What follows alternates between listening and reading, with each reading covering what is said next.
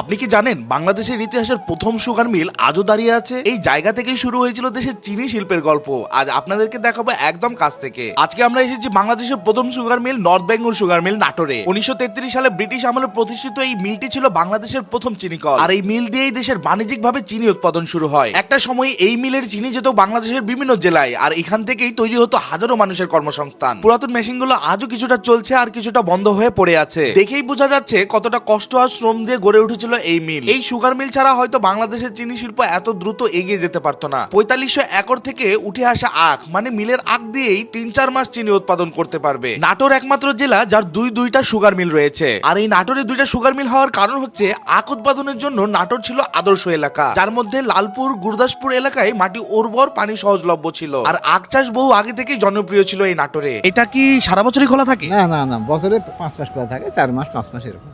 4-5 মাস খোলা থাকে। এখানে কতজন মানুষ কাজ করে? গোটা মিলিয়া ফার্ম দিয়ে এর তো 7টা ফার্ম আছে, দিয়া প্রায় 4000।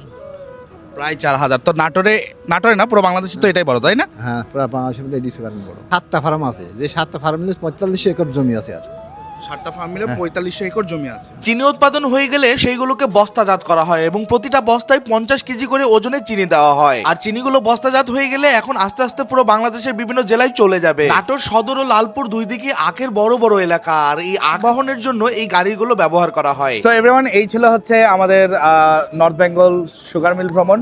সো আপনারা যারা নাটোরের এই চিনিকলগুলো ভ্রমণ করেছেন তারা অবশ্যই কমেন্ট করে জানাবেন যে কেমন লেগেছে।